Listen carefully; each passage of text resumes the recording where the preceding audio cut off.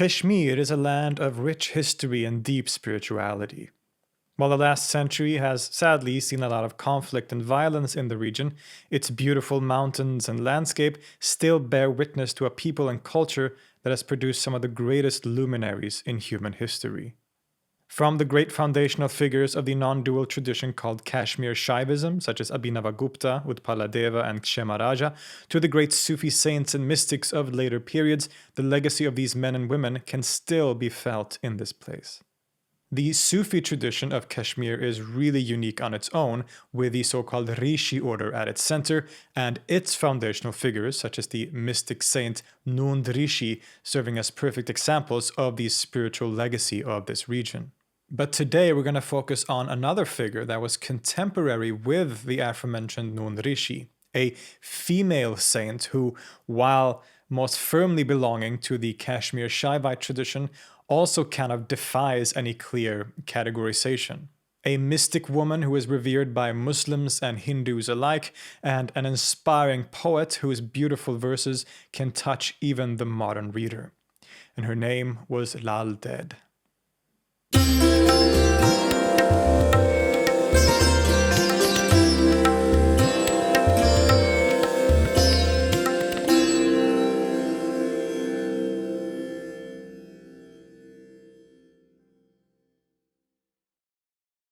Lal Ded is one of the most internationally famous figures to come out of medieval Kashmir. She lived her life as a wandering ascetic while composing her famous poems, or Vakhs, that would be orally transmitted for centuries after her death by people from different religious and cultural affiliations. Her life and ideas can tell us not only about the spiritual, cultural, and religious environment of 14th century Kashmir, but also about gender and the role of women in this society, expectations which very much influenced the way that she lived her life. There are many biographical accounts of her life, many of which are probably legendary, and it's hard to know much with certainty. Indeed, the first proper record of her and her life comes in the 16th century in a text called the Tadkirat al-Arifin by the Sufi figure Mulla Ali Reyna, although she is more briefly mentioned in contemporary poetry, for instance. With that said, she was probably born in the early years of the 14th century in Kashmir. Some have suggested that she was born and grew up in a village close to Srinagar. She seems to have come from a Brahmin family, thus the highest priestly caste of the Varna system, and was married off at the age of 12. This seems to have been a rather unhappy marriage, though, as she already showed signs of a devotional spirit, much more interested in spiritual pursuits than being a wife, for example. She would meditate and visit shrines regularly, which angered her husband, who treated her very harshly.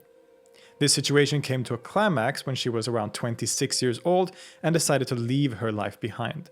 She left her family to instead become an ascetic and quickly attached herself to the Shaiva saint called Sedboyu, also known as Siddha Srikanta. Becoming his disciple, Lal Ded was initiated into the spiritual tradition of Kashmir Shaivism and was taught by this guru until her training was complete. It's after this that Lalla, which is another name that she goes by, really comes into her own. She leaves the protection of her guru and starts wandering. With no home, she became a traveling ascetic, something that was very unusual for a woman. People would have looked with disdain on her and the norm-breaking behavior that she partook in, and a large part of her future life consisted of being shunned by the society around her. This might seem especially surprising given that she belonged to the tradition of Kashmir Shaivism. As we explored in our full video on that topic, the Shaivites generally were not ascetics or renunciants. Instead, Kashmir Shaivism emphasized and encouraged living a householder's life. All the great proponents of the school were scholars and teachers, engaged in society, family, and their work, while simultaneously practicing a deep spirituality that included these aspects of life. This was in contrast to many other traditions such as Vedanta, where renunciation or becoming a sannyasin was much more emphasized. So how come Lal Ded didn't follow the same principle? How come she was a wandering ascetic unlike her Shaiva peers? Well, the simple answer lies in the fact that she was a woman.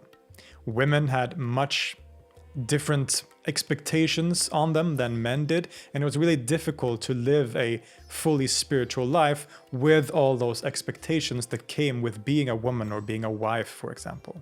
The scholar and translator of Lalla's works, Ranjit Hoskote, says, quote, "In an ethos where male Shaiva questers lived within society rather than in retreat from it, she could not, as a woman, do likewise. Precisely because she was a woman, whose life was far more closely and rigidly governed by domestic duties and expectations than a man's, she could not lead a life of spiritual aspiration at home, and so was forced to leave it.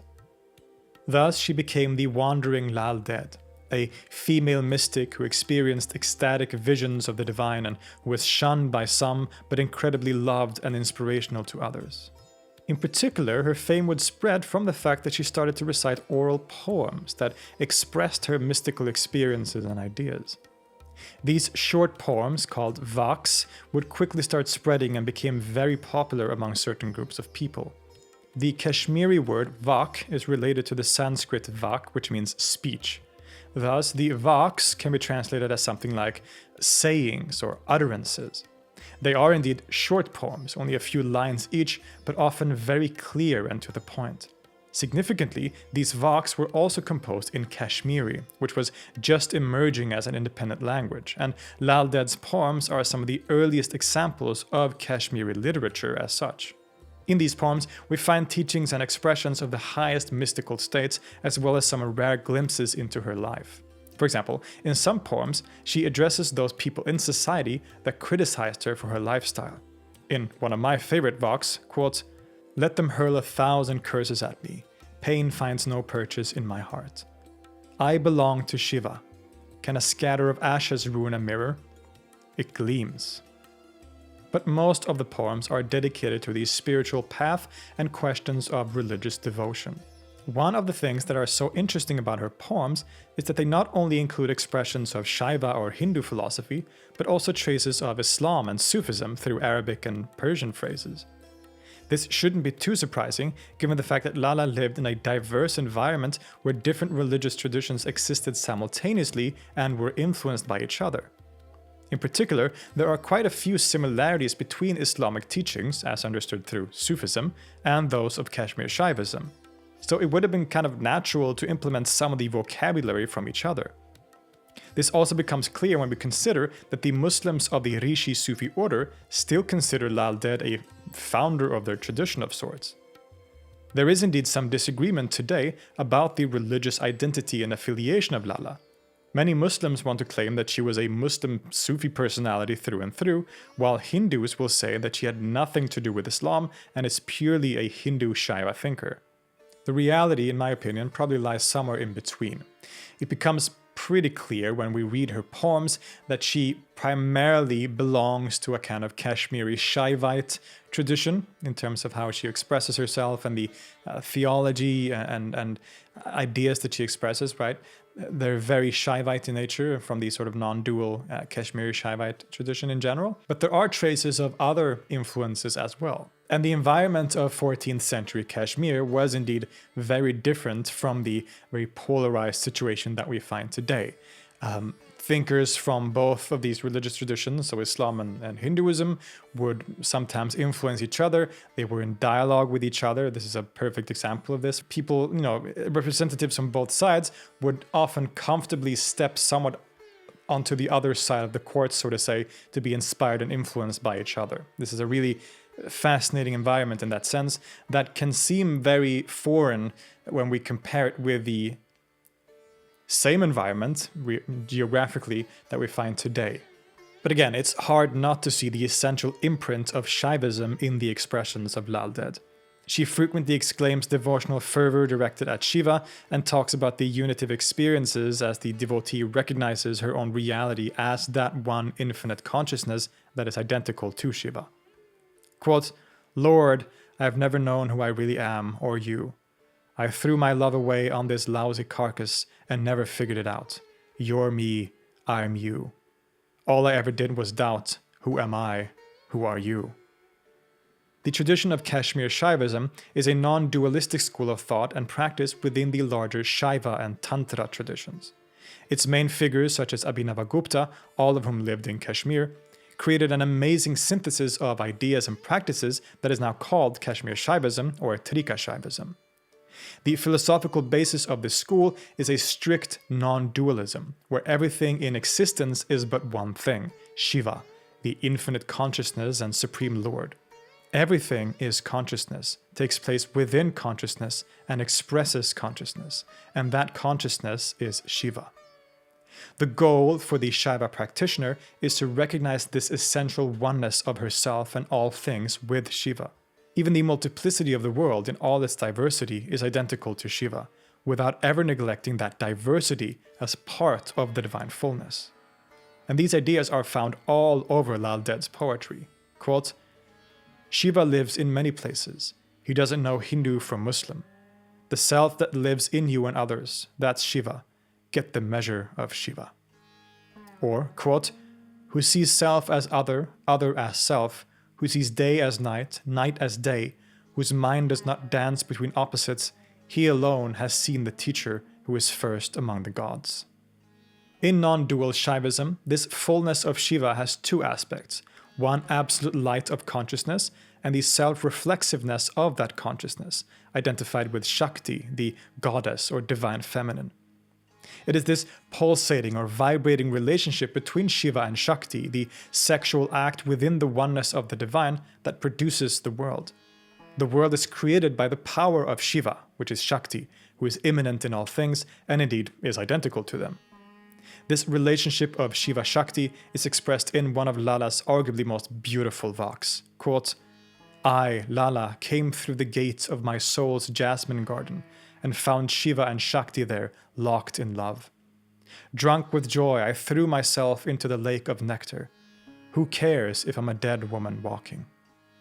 In all these poems, Lal Ded talks about the spiritual path of the Shaiva tradition, one that involves a certain level of asceticism, to be sure, but also one that seeks a kind of balance between two extremes. The Shaiva was expected to live actively in the world, after all.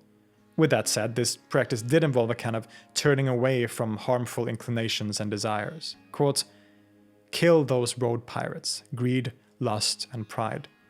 You'd be doing us all a great service. And then you'll figure out how to reach the true Lord, and you'll see that the world is made of ash.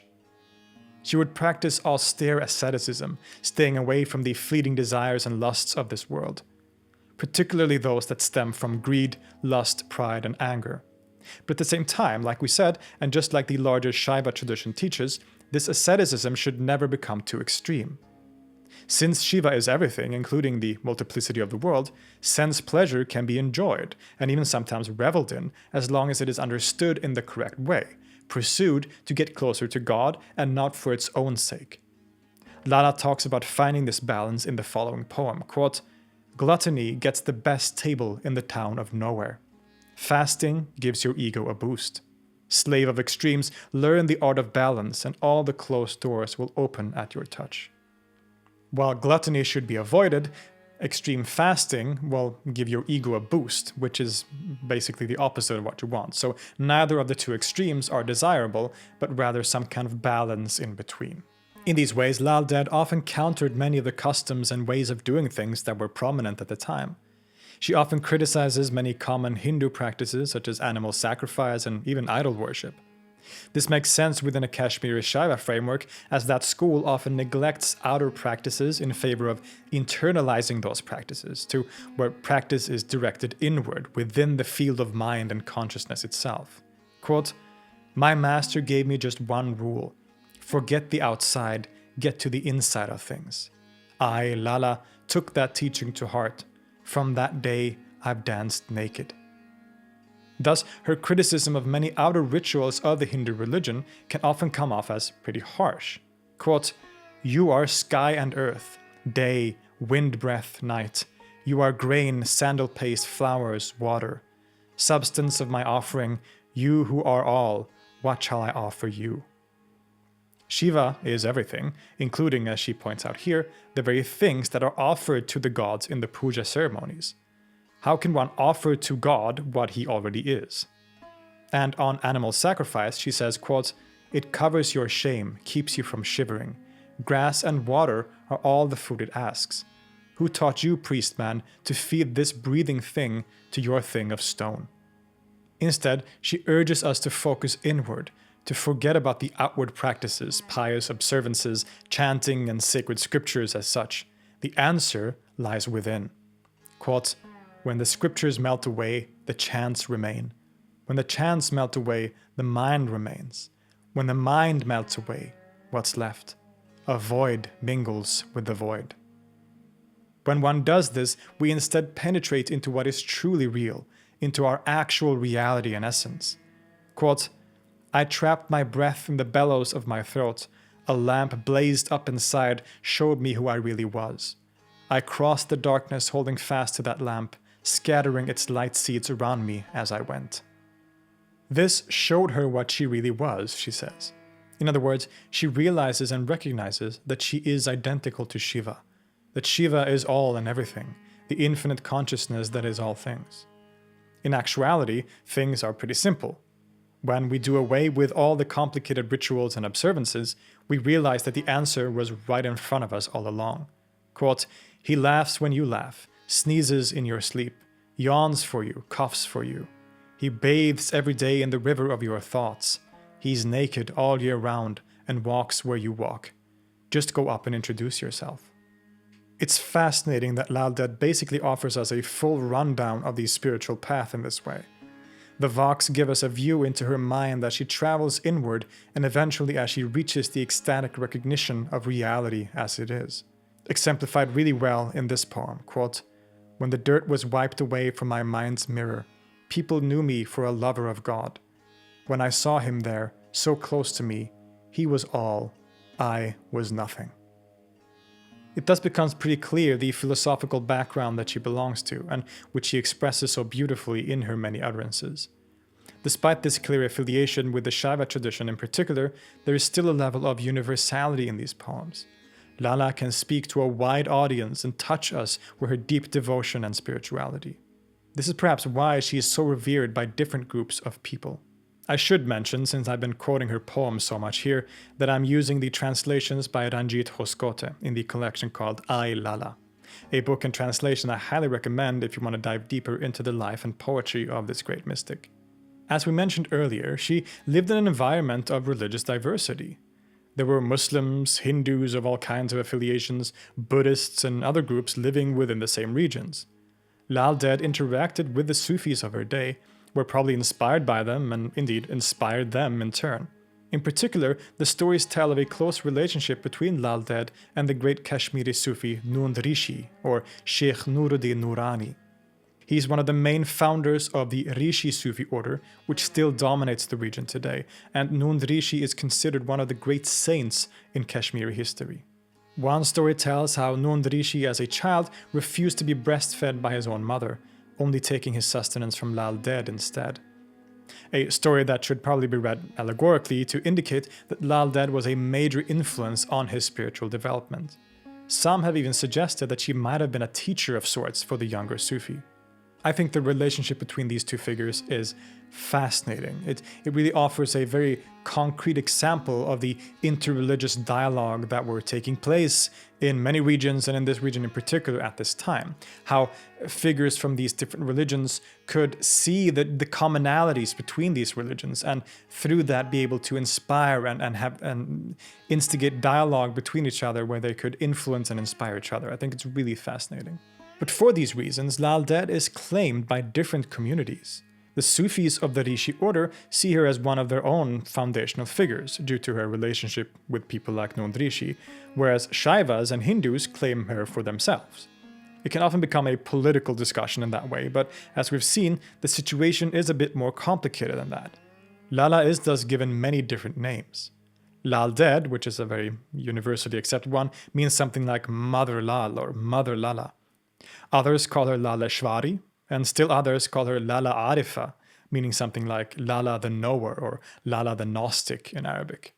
Regardless what name she goes by, her Vakhs, or poems, her utterances, have been spread and transmitted by people from different cultural and religious backgrounds in Kashmir as representing one of the absolute treasures of Kashmiri literature. Lalla died somewhere around 1373, where her legacy still lives on in Kashmir and around the world as an inspirational figure to people of all walks of life, cultures, and religions. I'll see you next time.